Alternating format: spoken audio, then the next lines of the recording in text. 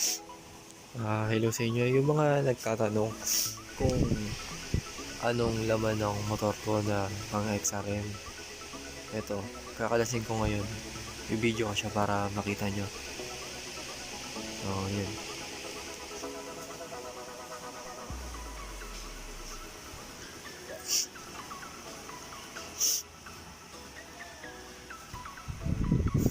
Ito, naka 54 na MP big bulb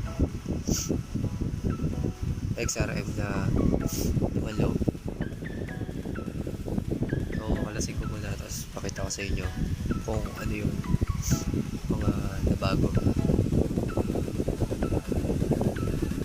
Kalasing ko muna. Ito nga pala.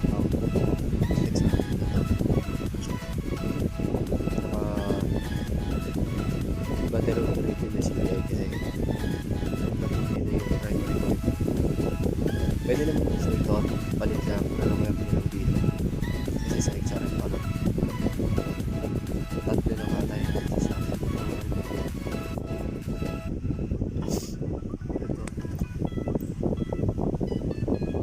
Ito wire na black light. Kung magbabattery operated kayo, tanggalin nyo lang yan, tapos lalagay nyo sa positive na sa kulay black. Tapos yun, battery operated na yung CDI nyo. Palit lang kayo ng 4 pins. Ayan. Ito pang XRM na rin to. Ito tip lang sa inyo. Pag magtatanggal kayo ng magneto, huwag nyo muna tatanggalin yung una. Pag naglalagay, pag gagamitan nyo ng punyara kasi pag matigas yung tornilyo ay yung magneto, tapos pinarsan nyo dito, pwedeng mabusan-san yung siguro. Hirap na kayo magtanggal lalo, tsaka lalo magbalik. Ayan. Ayan sa loob. Ayan po lang. Ayan lang natin pang XRM lang yan, saka wave 100.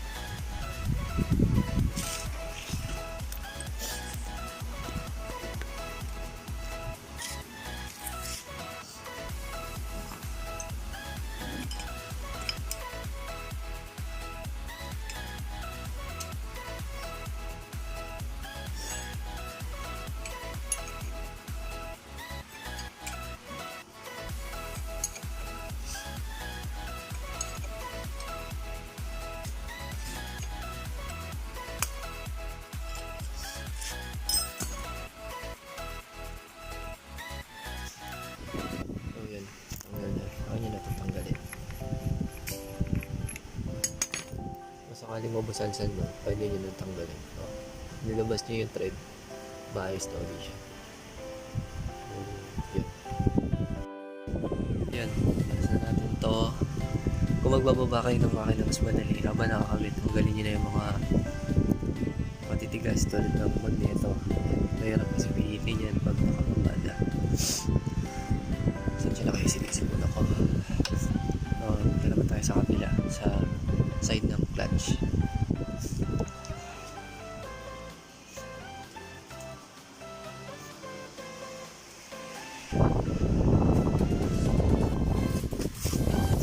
So yan, nakita nyo, nakasaw-saw type siya. Ito pang wave 100.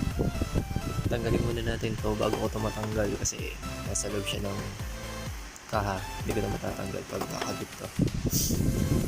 Ayan.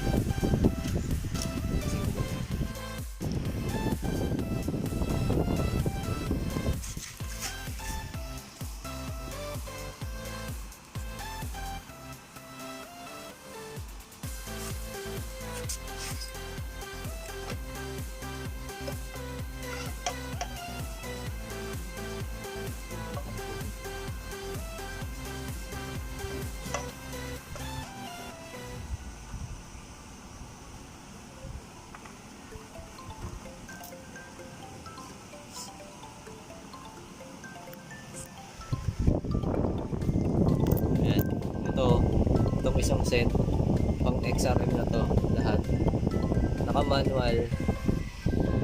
Ito lang siya.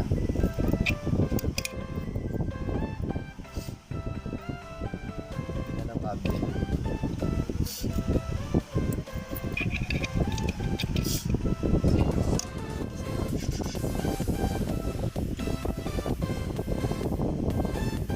nyo namang i-welding, tanggalin nyo lang yung washer kung mag-off-road kayo. Yan.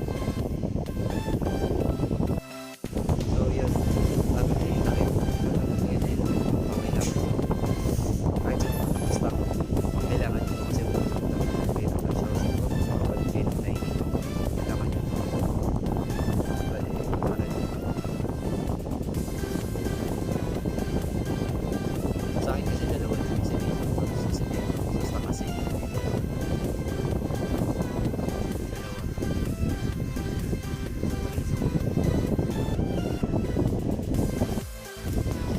mas madali kung meron kayo nito. Kahit sa stock pwede nyo gamitin to. Tanggalin nyo na lang yung dalawang spring sa kanya yung kalat. So, ganyan siya.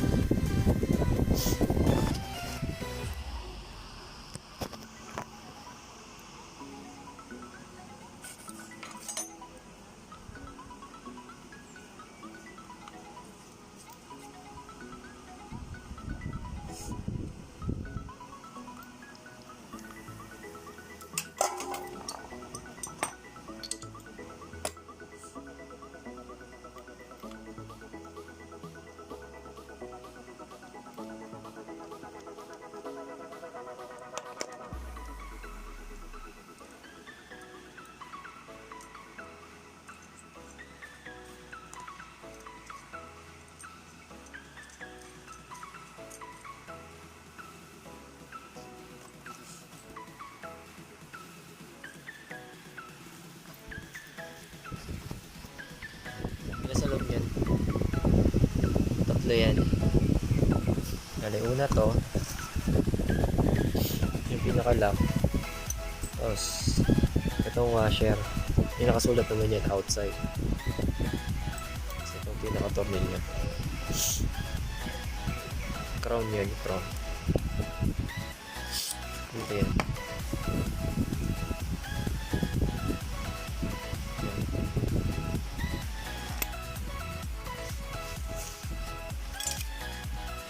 Mamatapag nyo to kasi kailangan tanggalin nyo to tsaka ito primary clutch housing tsaka to sabay-sabay yan matatanggal hindi nyo matatanggal ng isang tanggalan lang yan.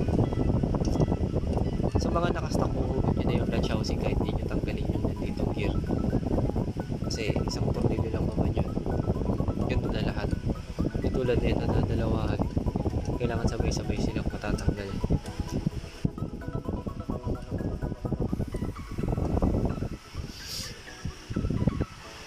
Ito nga pala pang wave 100 na to. Kung makapansin nyo sa stock, pag umaandar kayo ito sinaapakan nyo, pagkat hindi nyo siya inaangat, maingay siya. So ito hindi. Kahit maapakan nyo siya, kung umaandar hindi siya iingay.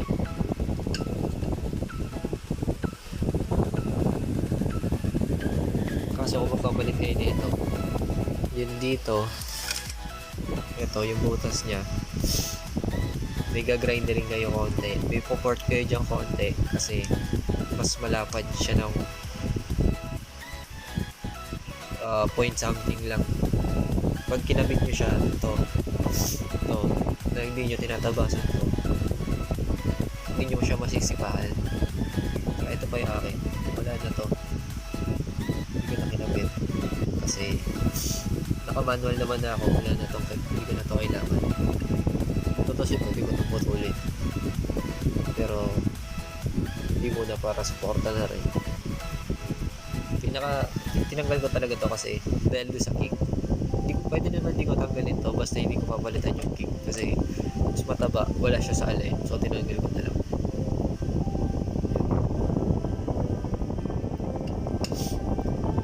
Medyo na kayo kasi wala akong tools na impact na mabilis eh.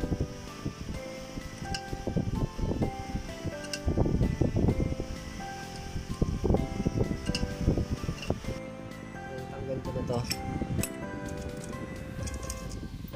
yung clutch free dapat pang XRM na rin to. Ayan, isang set. Nakita nyo, meron pang isang crown. So, tatanggalin din natin yun. Gamitin natin ulit ito. Tsaka yun.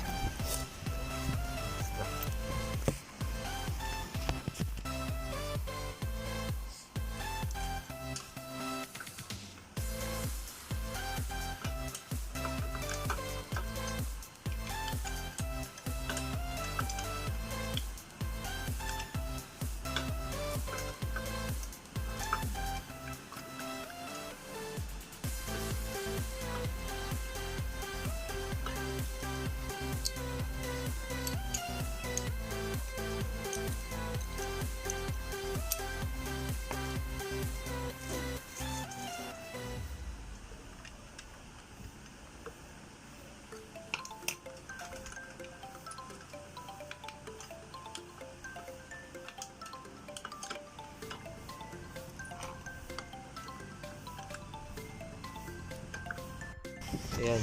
Maganda na rin kapag nila yan. Tanggalin. May washer din to. Tulad na sa isa. Ayan. Maliit naman. Outside. So, itong tatlong ngayon, mahuhugot natin. Pasabay-sabay sila.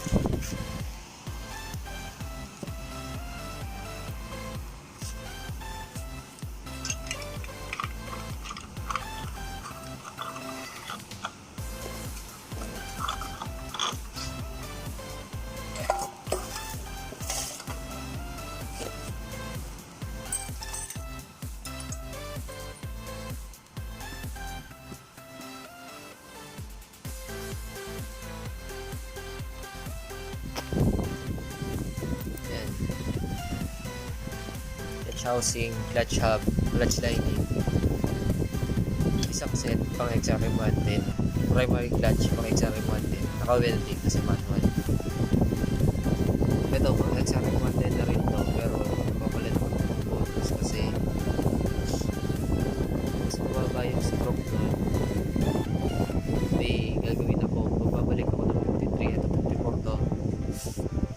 Ito kung gusto nyo itong bilhin, benta ko na lang ito ng kahit 700, 1 more ang buha ko, wala pa 300 kilometers na tinakbo.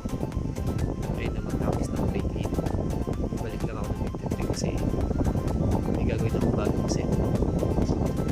So, sa stock nandito ang clutch housing, primary clutch lining, dito sa suyo niya lahat. Ito hindi, wala. Kaya kung mapansin nyo, mahaba ito. Ito yung sa stock legs. Ito din, sa stock maiksi naman to kasi nakalagay lang yung counter gear para speed start.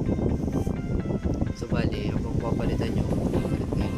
Sarap na naman kung gusto nyo pagkain yung set ng clutch. Palit kayo yung siguro niya yan. Tapos palit kayo nito. Input shock. Back wave, tsaka wave mo lang tsaka pares lang. Ito, tsaka ito. Papalit kayo yung siguro niya. Bibiyakin nyo yung bahay na yun. Ito back wave na rin to. Pwede naman hindi rin.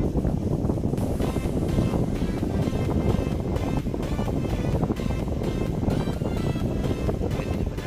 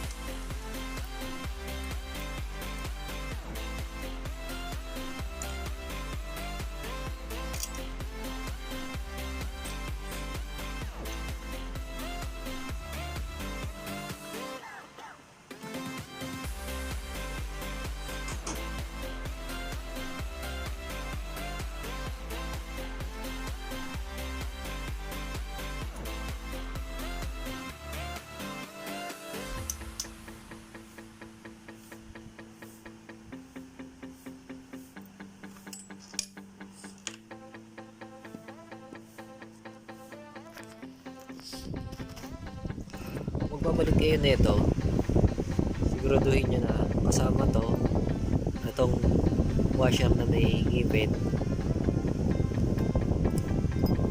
Yan. Tsaka itong washer na iligot. Actually may washer pa to dito sa loob na plastic kaso nabasag na. Iligot na ikabit. So wala na yung mga mahihirap. Tagal na yung magnet. Tagal na yung side na to. Ito matatanggal ko na to kasi malulusot ko na to eh. So bababa na natin yung makina.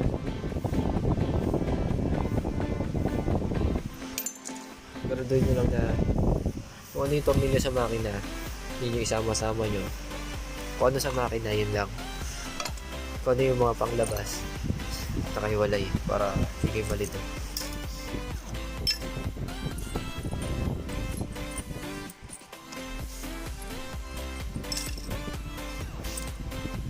Sa mga nagkakalasingapan nyo to, sa akin kasi napunit. So bibili ako ng bago, hindi ko na ito pwede ibalik.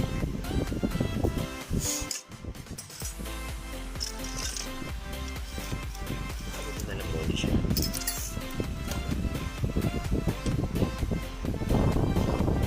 Galing ko to, tapos bababa ko na yung makina. Pakita ko sa inyo yun lang. Okay, tanggal ko na yung kaka. Bababa ko na siya. Ito, kung gusto nyo bilhin, kahit 700 na lang. MP to 4mm flat piston. Wala pang 300 kilometers yung tinakbo. Ibenta ko na lang na kahit 700. 1.4 yung kuha ko dito. Nakita nyo naman malinis yan. Pang XRM 110. Pasok ko sa Zest. Plug and play ito kahit 54. Sa mga hindi naniniwala, mamaya mapakita ko sa inyo na walang tapas yan. Ayan. Mga baba ko na.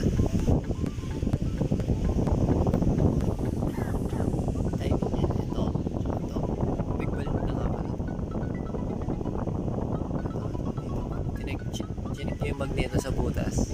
Nakatapat yan sa T. So para sa ito.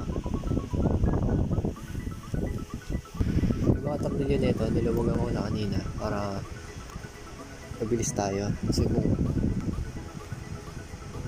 isa-isahin ko pa, niluwagan ko pa, tatagalan tayo lalo. Unahin na natin to.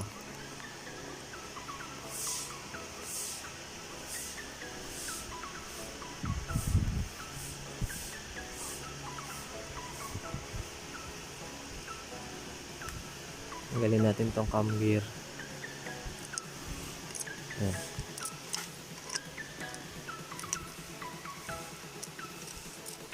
Minsan nawala kasi akong cellphone holder.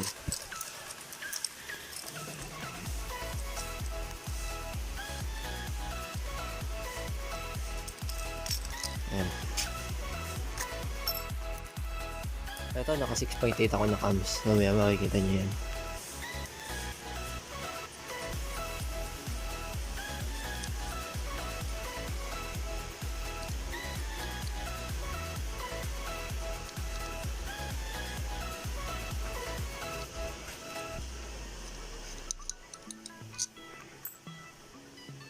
Itong mga to, malulubog na rin to. Lubog ako na to lahat. Kanina.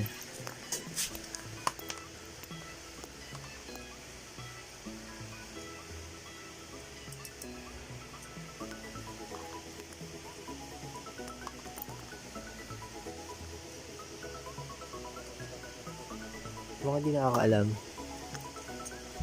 Itong tanso na washer. Dito yan siya lagi sa daanan lang is. Actually, dalawa dapat to. Ito, tsaka dito. Sa mga dinadaanan ng langis kasi wala yung isa kong tanso. So, itong ordinary na lang yung ginamit ko. Tanggalin natin to.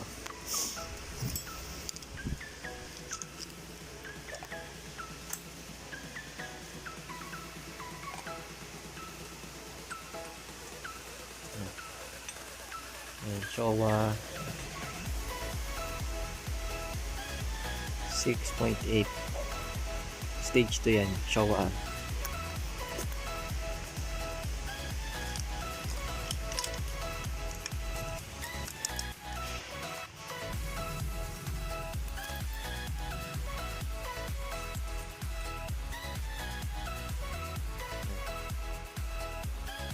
12 yan siya. 24-28 pang XRM natin. Ayan, MP54. Wala pang 300 kilometers yung tinakbo. Kaya na magtuloy ng break-in.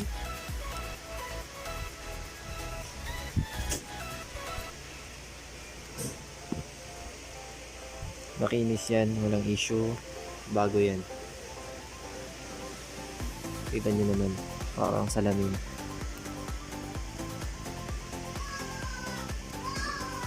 So, ngayon na lang ulit. So, ayan. Tanggal ko na yung mga tornilyo. Bibiyakin ko na to.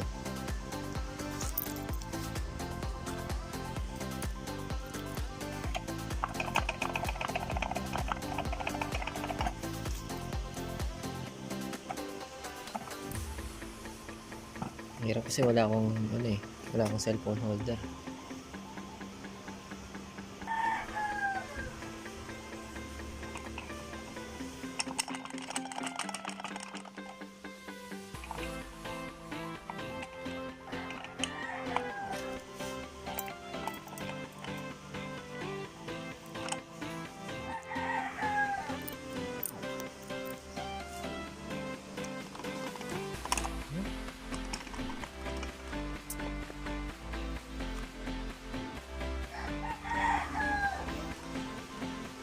Yan.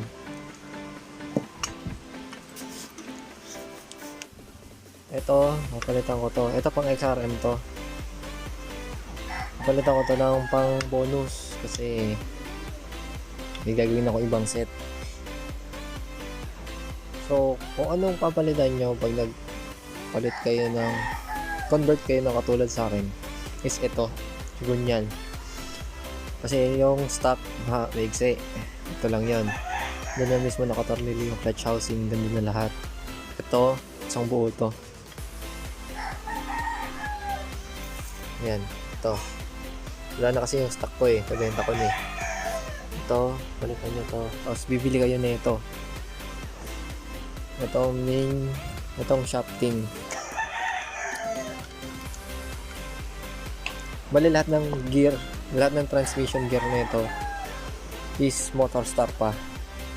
Lahat ng gear niya stock pa, motor star.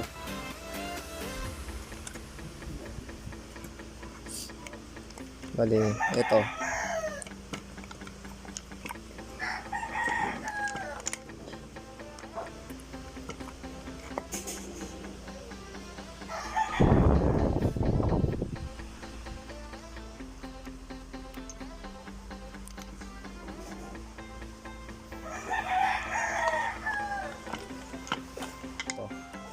Bili kayo na ito.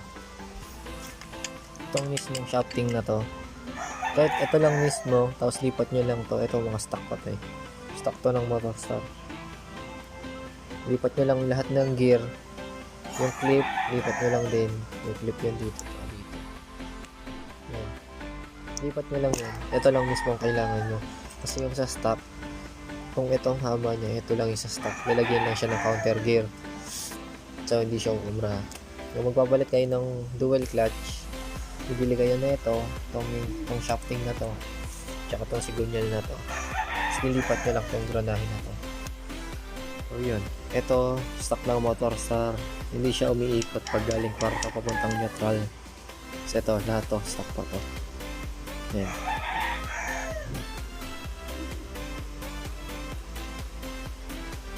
Yan. Dumi lang. Swak dito yung 54, wala tong tabas. Ayan. Wala siyang tabas. Stock siya. Swak dyan yung 54 na MP. So, yun.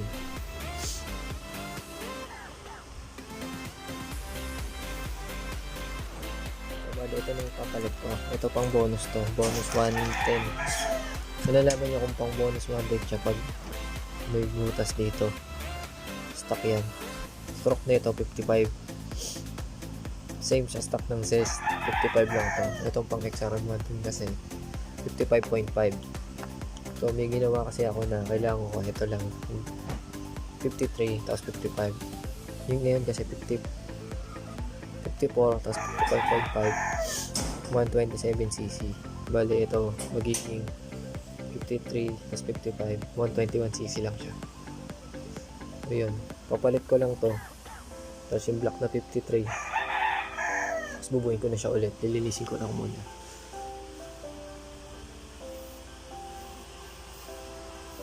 Ayan.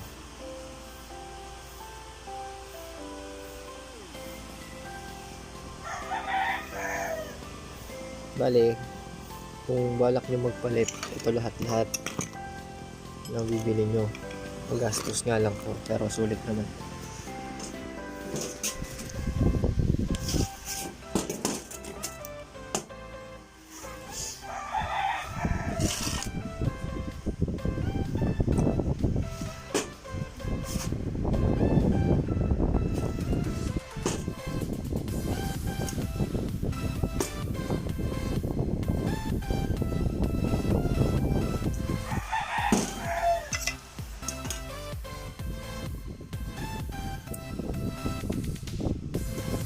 So yun, magneto, ito naman kahit hindi na, pwede naman yung stock, pero mas maganda kasi ito, mas mabigat, mas balance kasi magpapalit ka ng gantong sigarilyo.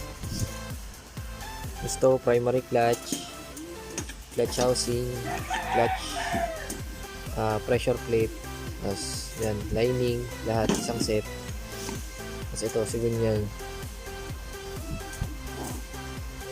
Sa mga naka short stroke, pwede kayong gumamit ng pang bonus 100 na sigunyal.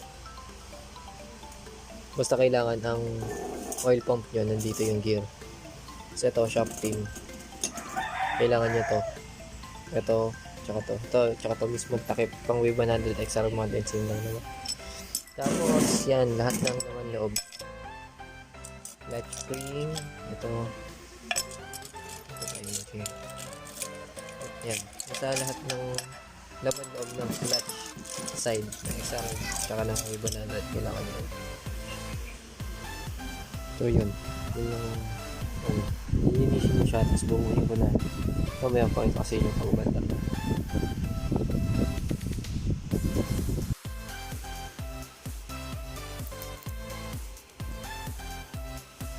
So yun. Tapos mo na siyang buhay ulit. Hindi ko na nagpapalala kasi kaya wala pa akong yan.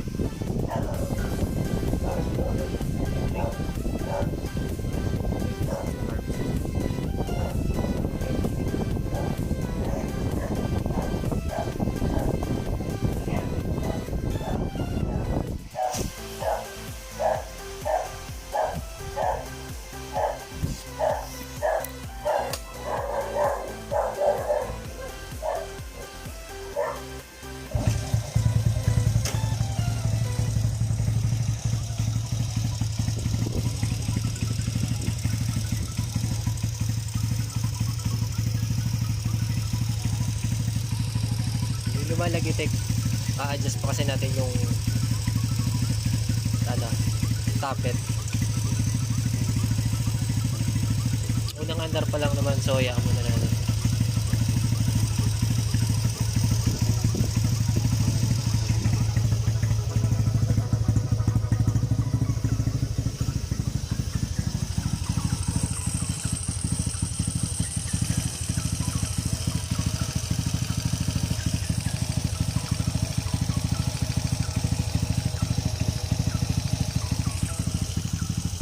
Yan lang.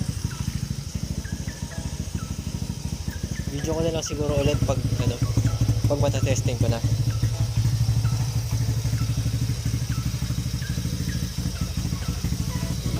Salamat.